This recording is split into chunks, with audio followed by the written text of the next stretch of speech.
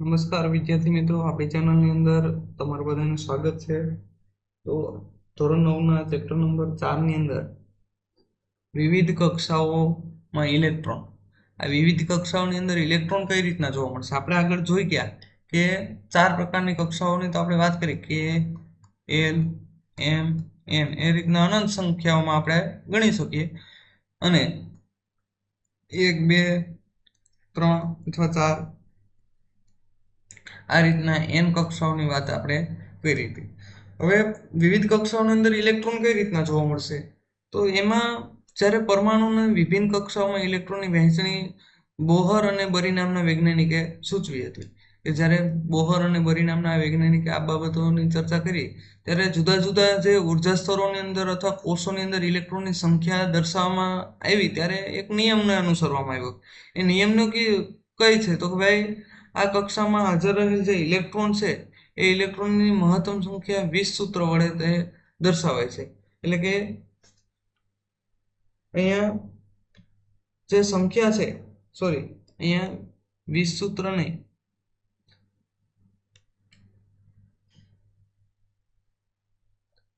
જ્યારે આ કક્ષાની અંદર હાજર રહેલ ઇલેક્ટ્રોન છે, એ ઇલેક્ટ્રોનની મહત્તમ સંખ્યાનું સૂત્ર છે, એની સૂત્રની વાત કરીએ તો એ 2n². આ સૂત્રનો ઉપયોગ કરી એમાં n છે એમાં કોઈ પણ 1, 2, 3, 4 એ રીતના સંખ્યા લઈ અને જુદી જુદી કક્ષાઓમાં તે છે એ મહત્તમ સંખ્યા નક્કી કરવામાં આવી. અને જેમ કે k કક્ષા છે તો એની વાત કરીએ તો 2n². તો આની અંદર k કક્ષા માનો કે k બરાબર આપણે 1 લઈએ તો 2(1)2. તો અહીંયા જવાબ શું હશે? k બરાબર તમારી સંખ્યા છે એ 2 ઇલેક્ટ્રોન થશે. તો પ્રથમ કક્ષાની અંદર કેટલા ઇલેક્ટ્રોન? તો કે 2. પછી એ જ રીતના 2n બરાબર 2 લઈએ, 2 નો વર્ગ એટલે 2 દુ 4, 4 દુ 8 એટલે બીજી કક્ષામાં 8 ઇલેક્ટ્રોન એટલે કે 2 પછી 8. એ રીતના અહીંયા તમારું 2, 3 નો વર્ગ એટલે 3 × 9 અને 9 દુ 18 એટલે 2, 8, 18. આ રીતના તમે છે એ ઇલેક્ટ્રોનની કક્ષાઓની અંદરની ગોઠવણી તમે જોઈ શકશો. સૌપ્રથમ બહારની કક્ષામાં મહત્તમ 8 ઇલેક્ટ્રોન સમાવી શકાય. એ સૌથી બહારની જે કક્ષા હશે ઇલેક્ટ્રોનની, એ બહારની કક્ષામાં કેટલા ઇલેક્ટ્રોન સમાવાશે? 8 ઇલેક્ટ્રોન સમાવાશે. અને પરમાણુમાં તેમાં આપેલી કક્ષાઓમાં સૌથી વધુ ઇલેક્ટ્રોન એટલે કે ભરી શકાય જ્યાં સુધી તેની અંદરના કક્ષાઓનો ઇલેક્ટ્રોન સંપૂર્ણપણે ભરાયેલી ન હોય. તેનાથી સ્પષ્ટ થાય કે કક્ષાની તબક્કાવાર ભરાતી તમને જોવા મળશે. શું કીધું? કે પરમાણુમાં રહેલી કક્ષાઓ ત્યાં સુધી ઇલેક્ટ્રોન નહીં ભરાય કે જ્યાં સુધી અંદરની કક્ષાઓની ઇલેક્ટ્રોન ભરાયા નહીં હોય. જ્યાં માનો કે અહીંયા છે એ 2 ઇલેક્ટ્રોન સમાશે, પછી 8 ઇલેક્ટ્રોન. તો માનો કે આ 2 જ ઇલેક્ટ્રોન અહીંયા સમાયેલા નથી, તો આ ઇલેક્ટ્રોનની જે કક્ષા છે એ ભરાશે નહીં. પહેલા અંદરની કક્ષા ભરાશે, પછી બહારની કક્ષા ભરાશે. જો પાયાના કણોની વાત કરીએ તો પરમાણુમાં બિલ્ડિંગ બ્લોક્સ તરીકે એક ઉદાહરણ લીધું કે પાયાનો કણ છે એ પરમાણુની અંદર શું શું જોવા મળે? તો ઇલેક્ટ્રોન, પ્રોટોન અને ન્યુટ્રોન. શોધ કોણે કરી? જે થોમ્સને ઇલેક્ટ્રોનની શોધ કરી. ઈ ગોલ્ડસ્ટીને જે એ કેનાલ કિરણો દ્વારા પ્રોટોનની શોધ કરી. અને જે ચેડવિકે છે એ ન્યુટ્રોનની શોધ કરેલી જોવા મળે છે. ધન, ઋણ એ તમને તો ખબર જ છે, કોણ ધન છે કોણ ઋણ છે. પછી અવગણી શકાય તેટલું દળ કરતા વધુ 2000 ગણો હલકો પ્રોટોન જોવા મળશે આના દળ કરતા. અને દળ છે એ પ્રોટોનનું 1 AMU તરીકે પણ ઓળખવામાં આવે. અને ન્યુટ્રોનનું દળ પણ પ્રોટોન જેટલું જ તમને જોવા મળશે. સ્થાન ક્યાં હશે? તો કે કેન્દ્રથી બહારની કક્ષામાં ઇલેક્ટ્રોનનું, પ્રોટોનનું છે એ પરમાણુના કેન્દ્રની અંદર, અને ન્યુટ્રોનનું પણ શું જોવા મળશે? પરમાણુના કેન્દ્રની અંદર જ એનું સ્થાન જોવા મળે છે. ઉત્ક્રાંતિનો તબક્કો નીલ બોહરે સામાન્ય કક્ષાઓ કઈ કઈ દર્શાવી? તો કે k, l, m અને n 1, 2, 3 નામ આપેલા હતા. આ બધી બાબતોની આપણે આગળ ચર્ચા કરી જ છે. એ જ રીતના બરી અને બોહરનો જે નિયમ છે એમાં ઇલેક્ટ્રોન કઈ રીતના ભરાય? તો કે 2n² ની રીતે. કઈ રીતના? તો કે ભાઈ n બરાબર 1, 2, 3 એમ પહેલી કક્ષા ભરાશે, પછી બીજી કક્ષા ભરાશે, પછી ત્રીજી કક્ષા, આ રીતના ઇલેક્ટ્રોન ભરાતા તમને જોવા મળશે. આ તો એ નિયમ કોણે આપેલો છે તો કે ભાઈ બરી અને બોહરે. હવે આની અંદર એક યાદ રાખવાનું છે કે 8 ઇલેક્ટ્રોન એટલે કે અષ્ટક પ્રાપ્ત કરવાનો નિયમ પણ અહીંયા તમને જોવા મળશે. સૌથી બહારની કક્ષામાં ઇલેક્ટ્રોન છે અષ્ટક પ્રાપ્ત કરવાનો પ્રયત્ન કરશે. આ રીતના તમારા અહીંયા છે એ વિવિધ કક્ષાઓની અંદર ઇલેક્ટ્રોન કઈ રીતના ભરવા, કઈ રીતના એની અંદર ગોઠવણી થાય એની આપણે ચર્ચા કરી. એના બ્લુ પ્રશ્ન અહીંયા તમારી સ્ક્રીન ઉપર છે. ત્યારબાદ સંયોજકતા. સંયોજકતાની વાત કરીએ તો સંયોજકતા શું છે કે સંયોજવાની ક્ષમતા, જેને સંયોજકતા તરીકે આપણે ઓળખીએ છીએ. આપણે આગળ જોયું કે પરમાણુ છે અલગ અલગ કક્ષાઓમાં ઇલેક્ટ્રોનની ગોઠવણી કઈ રીતના કરે, અને પરમાણુનો સૌથી બહારની કક્ષામાં અષ્ટક પ્રાપ્ત કરે એટલે કે ઇલેક્ટ્રોન છે 8 ઇલેક્ટ્રોન ત્યાં પ્રાપ્ત કરતા તમને જોવા મળશે. હવે જ્યારે બોહર અને બરી છે એને આ રીતના જ્યારે ઇલેક્ટ્રોનની ગોઠવણીની વાત કરી ત્યારે બાહ્યતમ કક્ષામાં વધુમાં વધુ કેટલા ઇલેક્ટ્રોનની વાત કરી તો કે 8 ઇલેક્ટ્રોન તો ભરાવવા જ જોઈએ. હવે બાહ્યતમ કક્ષામાં 8 ઇલેક્ટ્રોન થી સંપૂર્ણ ભરાયેલી હોય ત્યારે તેને શું કહેવાય, અષ્ટક પ્રાપ્ત કર્યું કહેવાય. અને આ પરમાણુ ખૂબ ઓછી રાસાયણિક સક્રિયતા પણ દર્શાવશે. એટલે કે સંપૂર્ણ જો ભરાયેલ હોય તો તે રાસાયણિક સક્રિયતા પણ ઓછી દર્શાવશે. હવે બીજું તમને એવું કહેવામાં આવે કે પરમાણુને સંયોજવાની જે ક્ષમતા છે અથવા તો સંયોજકતા શૂન્ય પણ હોઈ શકે. આવા જે ઇલેક્ટ્રોન હોય, માનો કે 8 ઇલેક્ટ્રોન અષ્ટક પ્રાપ્ત કરવાનું છે, 8 ઇલેક્ટ્રોન સંપૂર્ણ ભરાયેલ જોવા મળે ત્યારે તમારે એટલું યાદ રાખવાનું કે આની અંદર સંયોજવાની ક્ષમતા કેટલી છે તો કે શૂન્ય. આ સંયોજવાની ક્ષમતા શૂન્ય ધરાવશે. એટલે આ પ્રકારનું જે તત્વ છે એ કેવી તત્વ પોતાના જે બીજા પરમાણુ સાથે સરખાવવામાં આવે તત્વ જેવી રચના તો કે નિષ્ક્રિય તત્વ. નિષ્ક્રિય તત્વ હોય ને એને અષ્ટક પ્રાપ્ત હોય. 8 ઇલેક્ટ્રોન તેની બાહ્યતમ કક્ષા છે સમય જે 8 ઇલેક્ટ્રોન પ્રાપ્ત કરવાના હતા એ ઇલેક્ટ્રોન ત્યાં એને પ્રાપ્ત હશે, કારણ કે તે પોતે શું હોય કે અષ્ટક પ્રાપ્ત ધરાવે. એટલે કે નિષ્ક્રિય તત્વ વાયુ જેવા તત્વની છે એ પોતે શું કરશે કે કોઈ પણ તત્વ છે એ પ્રાપ્ત કરવાનો પ્રયત્ન કરશે. ઇલેક્ટ્રોન છે અષ્ટક પ્રાપ્ત કરવાની ટ્રાય કરશે. હવે આવા નિષ્ક્રિય તત્વોના પરમાણુની બાહ્યતમ કક્ષામાં ઇલેક્ટ્રોન 8 તો હોય જ. તત્વોના પરમાણુને સંયોજવાની જે ક્ષમતા છે એ એટલે કે સમાન અથવા અસમાન હોય. તત્વોના પરમાણુઓ જ્યારે અણુઓ સાથે જોડાય છે ત્યારે તે જો અધૂરી હોય તો જેના કારણે તે શું કરે, કોઈ સાથે બોન્ડ બનાવશે. એટલે સંપૂર્ણ ભરાઈ જાય છે અને બાહ્યતમ કક્ષામાં 8 ઇલેક્ટ્રોન પ્રાપ્ત કરશે એવો પ્રયત્ન તે કરશે. હવે જો બાહ્યતમ કક્ષામાં અષ્ટકતા ધરાવે તો આપણે એમ કહી શકીએ કે પરમાણુ પોતાની બાહ્યતમ કક્ષામાં અષ્ટક પ્રાપ્ત કરી લીધી, એટલે કે તેણે 8 ઇલેક્ટ્રોન મેળવી લીધા. શું કીધું કે અષ્ટક પ્રાપ્ત કર્યું કહેવાય. પણ જો આ ઇલેક્ટ્રોન છે એ માનો કે તે ગુમાવે, એટલે ઇલેક્ટ્રોન છે એ ભાગીદારી અથવા તો તે ઇલેક્ટ્રોન મેળવી શકે અથવા ગુમાવી શકે. માનો કે શું કરવું પડે, એને અષ્ટક પ્રાપ્ત કરવા માટે શું કરવું પડે, અષ્ટક પ્રાપ્ત કરવા કાં તો 8 ઇલેક્ટ્રોન દેવા પડે. અષ્ટક પ્રાપ્ત કરવા માટે ઇલેક્ટ્રોન છે એ આપલે કરે, ઇલેક્ટ્રોનને શું કરે, આપલે કરતા જોવા મળશે. હવે આ જ બાબત છે એને શું કહેવામાં આવે, જો ઇલેક્ટ્રોન બાહ્યતમ કક્ષામાં ભાગીદારી થાય અથવા તો તેની આપલે થાય તો આ જે તત્વો છે એને સંયોજવાની ક્ષમતા એટલે કે સંયોજકતા કહેવામાં આવે. શું કીધેલું છે કે જ્યારે ભાગીદારી થાય અથવા આપલે થાય ત્યારે જે સંયોજવાની ક્ષમતા છે એને શું કહેવાય, સંયોજકતા તરીકે ઓળખવામાં આવે છે. સમજણનું સંયોજકતા કોને કહેવાય? હવે માનો કે ઉદાહરણ તરીકે હું એવું લઉં કે હાઇડ્રોજન છે, લિથિયમ છે, સોડિયમ છે એ બાહ્યતમ કક્ષામાં એક ઇલેક્ટ્રોન ધરાવે. હાઇડ્રોજનની વાત કરીએ, હાઇડ્રોજન છે એ પોતે બાહ્યતમ કક્ષામાં કેટલા ઇલેક્ટ્રોન ધરાવે, 1 ઇલેક્ટ્રોન ધરાવે. હવે હિલિયમ છે એ બાહ્યતમ કક્ષામાં 2 ઇલેક્ટ્રોન ધરાવે. એટલે હાઇડ્રોજન છે આ હિલિયમ જેવી પોતાના તત્વની ઇલેક્ટ્રોન રચના કરવાનો પ્રયત્ન કરશે. એટલે હાઇડ્રોજન કાં તો એક ઇલેક્ટ્રોન તે મેળવશે અથવા ગુમાવશે. ગુમાવે એટલે શૂન્ય થઈ જાય, પણ એ બને ત્યાં સુધી શું કરશે કે એક ઇલેક્ટ્રોન મેળવશે અને હિલિયમ જેવા 2 ઇલેક્ટ્રોન મેળવીને હિલિયમ જેવી સંયોજકતા બનાવવાનો પ્રયત્ન કરશે. એ જ રીતના સોડિયમ છે, પોટેશિયમ, લિથિયમ છે, એ પણ આ જ પ્રવૃત્તિ કરતા જોવા મળશે કે એક ઇલેક્ટ્રોન ગુમાવી શકે અથવા તો મેળવી શકે. આ રીતના મેગ્નેશિયમ છે અને એલ્યુમિનિયમ છે, એ પણ આવી ઘણી બધી પ્રવૃત્તિઓ દ્વારા શું કરશે, ઇલેક્ટ્રોન ગુમાવી અથવા તો મેળવે.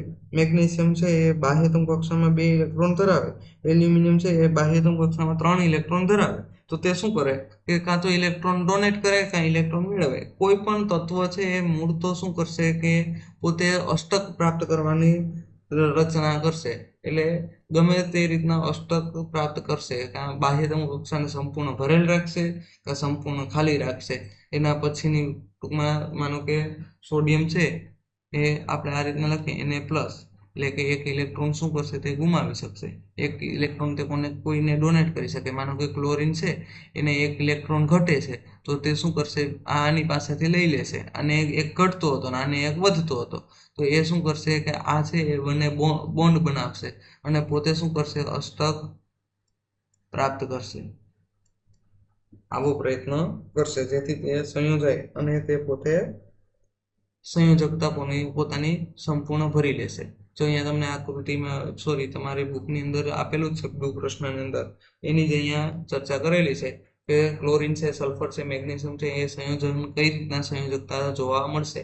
તો જો અહીંયા 7 ઇલેક્ટ્રોન છે, અહીંયા 6 ઇલેક્ટ્રોન છે, બાહ્યતમ કક્ષામાં અહીંયા 2 ઇલેક્ટ્રોન છે, તો પોતે શું કરશે, તેની સંયોજકતા અહીંયા દર્શાવેલી છે. આ અષ્ટક પ્રાપ્ત કરવા માટે પ્રયત્ન કરી રહ્યા છે.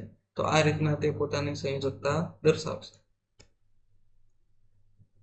ત્યારબાદ પરમાણ્વીય ક્રમાંક. આ ચેપ્ટરની અંદર આ પણ એક ઇમ્પોર્ટન્ટ ટોપિક છે કે જે ખૂબ ઉપયોગી થવાનું છે. આગળ તે પરમાણ્વીય ક્રમાંક તમારે યાદ રાખવાના છે. બધા તત્વોના પરમાણ્વીય ક્રમાંક તમારે યાદ રાખવા પડશે. તો ખાસ યાદ રાખવાનું શું છે આની અંદર કે પરમાણ્વીય ક્રમાંક કોને કહેવાય, તો પ્રોટોનની સંખ્યાને આપણે શું કહીશું, પરમાણ્વીય ક્રમાંક તરીકે ઓળખીશું. પ્રોટોનની સંખ્યાને પરમાણ્વીય ક્રમાંક કહેવાય છે. પરમાણ્વીય ક્રમાંકને તમે કોના વડે દર્શાવો છો, તો કે પરમાણ્વીય ક્રમાંકને Z વડે દર્શાવવામાં આવે.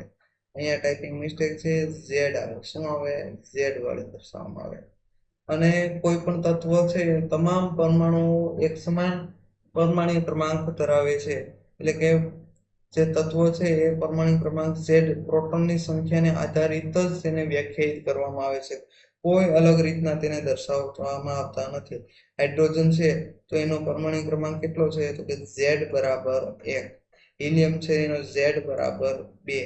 આ રીતના hydrogen, helium, lithium, beryllium, boron, carbon, nitrogen, oxygen, chlorine, નિયમ કોઈ પણ તત્વની વાત કરો તો એ રીતના એ પરમાણ્વીય ક્રમાંક છે પ્રોટોન આધારિત જ જોવા મળશે. ત્યારબાદ છે દળ ક્રમાંક. દળ ક્રમાંકની વાત કરીએ તો પરમાણુ છે એનું દળ, તેમાં રહેલા પ્રોટોન અને ન્યુટ્રોનની સંખ્યા. દળ ક્રમાંક બરાબર શું આવશે, તો કે પ્રોટોન પ્લસ ન્યુટ્રોન ને કારણે આપણે શું દર્શાવી શકીએ કે પરમાણુનું દળ. આ જે અપરમાણ્વીય કણો છે એ પરમાણુના કેન્દ્રમાં આવેલા હોય છે. પ્રોટોન અને ન્યુટ્રોનને શું કહેવામાં આવે છે, ન્યુક્લિયોન્સ કહેવામાં આવે છે. પ્રોટોન અને ન્યુટ્રોનને શું કહેવામાં આવે, તો કે ન્યુક્લિયોન્સ. અને તેથી જ પરમાણુનું દળ તેના કેન્દ્રમાં કેન્દ્રિત થયેલું હોય છે. અને પરમાણુના કેન્દ્રમાં પ્રોટોન અને ન્યુટ્રોનના સરવાળાને શું કહેવામાં આવે છે, દળાંક કહેવામાં આવે છે. દળાંકની વાત કરીએ એટલે કે માસ નંબર તરીકે પણ ઓળખવામાં આવે છે.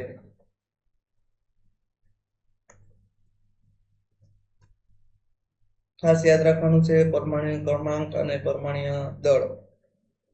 પરમાણ્વીય દળ છે એને સંજ્ઞા પણ આપેલી છે. પરમાણ્વીય દળની સંજ્ઞા છે કેપિટલ A વડે દર્શાવવામાં આવે છે. અને જો તત્વની સંજ્ઞા આપેલી હોય, તત્વની સંજ્ઞા, કોઈ તત્વની સંજ્ઞા લખવામાં આવે તો એનો પરમાણ્વીય ક્રમાંક છે એ એની નીચે એટલે કે પરમાણ્વીય ક્રમાંક ને એની ઉપર છે એ દળાંક લખવામાં આવે છે. એટલે કે તત્વની સંજ્ઞા કોઈ પણ માનો કે XYZ જે પણ આપે તો પરમાણ્વીય ક્રમાંક છે Z એ નીચે આવશે અને એ છે કેપિટલ એટલે કે દળાંક છે દળ ક્રમાંક છે એ ઉપરની સાઈડ આવશે. આ જ રીતના જો અહીંયા તમને આપેલું છે પરમાણ્વીય ક્રમાંક અને પરમાણ્વીય દળાંક. આ એલ્યુમિનિયમનું આપેલું છે પરમાણ્વીય ક્રમાંક 13 છે અને દળાંક છે એ 27 જોવા મળે છે. ત્યારબાદ છે એ રાસાયણિક પ્રક્રિયામાં ખેલાડી આ તો વધારાનું છે. સોડિયમ અને ક્લોરીનની વાત કરવામાં આવી, મેં તમને આગળ સમજાવેલું હતું એ જ છે તમારે.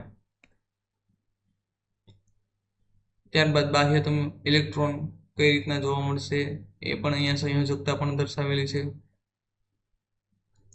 આ છે તમારા બ્લુ પ્રશ્નો છે 2, એની અંદર તમારે નજર ફેરવી લેવાનું છે. ત્યારબાદ સમસ્થાનિકો અને પછી છેલ્લો ટોપિક એ કરે છે સમદળીય. આ છે છેલ્લો ટોપિક તરીકે પણ આમ ઓળખી શકીએ આપણે કે સમસ્થાનિકો કઈ રીતના જોવા મળશે. તો એક જ માનો કે શબ્દની અંદર જ એનો અર્થ સમજાયેલો છે. સમસ્થાન એટલે કે સમ એટલે કે સમાન, સ્થાન એટલે કે જગ્યા. હવે જે જગ્યાએ તમે મૂકો એનું સ્થાન બંનેના સમાન હોય તો સમસ્થાનિકો કહેવામાં આવે. કુદરતમાં ઘણા બધા એવા તત્વો છે કે જે પરમાણુ છે એ પરમાણ્વીય સ્થાન એટલે કે પરમાણ્વીય ક્રમાંક સરખા ધરાવે. માનો કે તેઓનો પરમાણ્વીય ક્રમાંક એક સમાન પરંતુ દળાંક છે એ અલગ અલગ જોવા મળે. દળાંક એટલે કે પ્રોટોનની સંખ્યા સરખી પણ ન્યુટ્રોન છે એની સંખ્યા અલગ અલગ જોવા મળે. એનું ઉદાહરણ છે પ્રોટિયમ, ડ્યુટેરિયમ અને ટ્રિટિયમ. અહીંયા તમે આ છે હાઇડ્રોજનના સમસ્થાનિક આપેલ છે તો હાઇડ્રોજન છે એનો પરમાણ્વીય ક્રમાંક અને પરમાણ્વીય દળાંક બંને સમાન, અથવા જ્યારે હાઇડ્રોજન છે એનો પરમાણ્વીય ક્રમાંક સરખો અને દળાંક છે એ એમાં ફેરફાર છે. ટ્રિટિયમની અંદર પણ એ જ છે તો કે ભાઈ હાઇડ્રોજન છે એનો પરમાણ્વીય ક્રમાંક તો સરખો પણ જે હાઇડ્રોજનના દળાંક છે એ અલગ અલગ જોવા મળે. આ રીતના સમાન તત્વના પરમાણુઓ છે એ સમાન પરમાણ્વીય ક્રમાંક તો ધરાવે પણ અસમાન શું દર્શાવશે? પરમાણ્વીય દળાંક ધરાવે છે. તો તેથી આવા જે તત્વો છે એને સમસ્થાનિકો તરીકે ઓળખવામાં આવે છે. સમસ્થાનિકો રાસાયણિક ગુણધર્મો સમાન હોય પરંતુ ભૌતિક ગુણધર્મો એના જુદા જુદા જોવા મળે. ભૌતિક ગુણધર્મો એટલે સામાન્ય રીતના આપણે એવું કહી શકીએ કે જે વસ્તુના આપણે ગુણધર્મોને આપણે જોઈ શકીએ, જે રૂપાંતરણ પામતા હોય એવા ગુણધર્મોને ભૌતિક ગુણધર્મો પણ આપણે કહીએ. માનો કે સામાન્ય રીતના બરફ છે એનું પીગળવું, તો ઘનમાંથી શું થાય? પ્રવાહી. તો આ ઘટના છે એને આપણે ભૌતિક ગુણધર્મ કહીએ કે એને આપણે જોઈ શકીએ ફરતું હોય ત્યારે. એ જ રીતના તમારી બુકની અંદર એક ટોપિક હજી આપેલો છે કે સમદળીય. હવે સમદળીયનો વાત કરતા પહેલા હજી એક સમસ્થાનિકને આપણે જો વાત કરવી હોય તો ક્લોરીન છે. આ ક્લોરીન છે એના જે સમસ્થાનિક છે એમાં પરમાણ્વીય દળાંક 137 છે અને બીજો ક્લોરીન છે એનો પરમાણ્વીય દળાંક છે એ 35 તમને જોવા મળશે. સોરી, દળાંક ને પરમાણ્વીય ક્રમાંક છે એ તમારો કેટલો જોવા મળશે? 17 જ જોવા મળશે. તો આ પણ એક સમસ્થાનિક છે કે જેની અંદર તમે જોઈ શકો કે એની અંદર શું હોય? દળ અલગ અલગ જોવા મળે, પરમાણ્વીય ક્રમાંક સરખા જોવા મળે છે. આગળ તમે અભ્યાસ કરશો એની અંદર તમારે આવશે કે યુરેનિયમ છે એનો એક સમસ્થાનિક છે એ શું કરશે કે આપણે પરમાણુ ભઠ્ઠીની અંદર એટલે કે જે આપણે ઇલેક્ટ્રિસિટી પ્રોડ્યુસ કરવા માટે જેનો ઉપયોગ કરીએ એવી પરમાણુ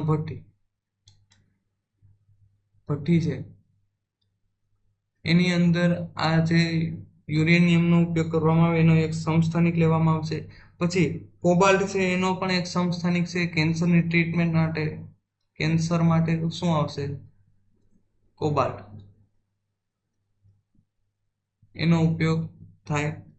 પછી ગોઈટર જેવા રોગ હોય કે જે અત્યારે ભારતની અંદર નાબૂદ છે, આ ગોઈટર જેવો રોગ છે એ કોના દ્વારા થાય? તો કે ભાઈ આયોડિનની ઉણપ દ્વારા. શું થાય? આયોડિનની ઉણપ દ્વારા. એની ઉણપ જો આયોડિનનો એક સમસ્થાનિકનો ઉપયોગ એના માટે પણ કરવામાં આવે, એની સારવાર માટે. એટલે આયોડિનની ઉણપ થાય ત્યારે આ આયોડિનની જે સારવાર લેવામાં આવશે એમાં જે આયોડિનનો ઉપયોગ થશે એ ગોઈટરના રોગના નિવારણ માટે પણ કરવામાં આવે છે. ત્યારબાદ સમદળીય, જેમ સમસ્થાનિક હતા કે સ્થાન સરખા, એ જ રીતના અહીંયા સમદળ એટલે કે સમાન દળ સમાન જોવા મળશે, દળ સમાન જોવા મળશે પણ સ્થાન અલગ અલગ હશે. એમાં ઉદાહરણ તમને આપેલું છે કેલ્શિયમ અને આર્ગોન, પરમાણુ ક્રમાંક છે 20 અને 18, જે બંનેની ઇલેક્ટ્રોનની સંખ્યા જુદી જુદી જોવા મળે, પરંતુ દળ છે એના કેવા જોવા મળે, સમાન જોવા મળશે, 40 જોવા મળે છે. તો આ છે એ બંને તત્વો છે એના ન્યુક્લિયન્સની કુલ સંખ્યા પણ કેવી જોવા મળશે, સમાન જોવા મળશે. એટલે જુદા જુદા તત્વોના પરમાણુ અને તેના પરમાણુ ક્રમાંક સમાન હોય, પરંતુ દળાંક છે એ જુદા જોવા મળે તો તેને સમદળીય પરમાણુ ક્રમાંક અને પરમાણુ સ્થાન છે એ અસમાન જોવા મળે, અને દળાંક છે એ કેવા જોવા મળશે, સમાન જોવા મળશે, દળ ક્રમાંક છે એ સમાન જોવા મળશે. તો એના આધારિત તમને ખબર પડશે કે આ સમદળીય છે. ઉદાહરણ તરીકે ક્યાં લીધેલા છે, તો કે ભાઈ કેલ્શિયમ અને આર્ગોન. અહીંયા તમારી બુકની અંદર એ જ આપેલું છે, જોઈ લેવાનું છે. સમસ્થાનિક છે, સમદળીય છે અને આઇસોટોન્સ છે એ તમારે આવતું નથી, પણ ન્યુટ્રોન સમાન હોય ત્યારે શું આવશે, આઇસોટોપ્સ આવશે. આઇસોટોન્સ છે એ ન્યુટ્રોનની પરિસ્થિતિ એ જોવા મળશે. ત્યારબાદ સમસ્થાનિકો હાઇડ્રોજનના 3 આપી દીધા અહીંયા તમને. પછી જો અહીંયા આ મેં તમને કેન્સરની ટ્રીટમેન્ટમાં વાત કરી હતી, આયોડિન છે ગોઈટર માટે, અને યુરેનિયમ છે એ પરમાણુ વિખંડનની પ્રક્રિયાની અંદર પણ જોવા મળશે. ત્યારબાદ સમદળીય આઇસોટોપ્સ, આઇસોબાર્સ, અને આ તમારા બ્લુ પ્રશ્નો છે. આપણે આગળ સંપૂર્ણ ચેપ્ટરનો અભ્યાસ કર્યો. વિડીયો જો પસંદ આવ્યો હોય તો લાઈક, શેર અને સબસ્ક્રાઇબ કરવાનું ભૂલવાનું નથી. અને અહીંયા સુધીમાં કોઈ પણ જાતનો પ્રશ્ન આવે તો તમારે મને લાઈક, કોમેન્ટ કરવાની છે. અને ભૂલાય નહીં કે જે લોકોને સુધી તમે હજી વિડીયો પહોંચાડ્યો નથી અથવા ચેનલની લિંક શેર નથી કરી, તો ત્યારે જ કરી દેવાની છે શેર, કારણ કે તમે વિડીયો જોશો પણ સબસ્ક્રાઇબ કરતા નથી ઘણા લોકો. સ્વાધ્યાય છે આગળ જોઈ લેજો. અને અહીંયા સુધી હતું આ ચેપ્ટર. અસ્તુ. જય હિન્દ, જય ભારત.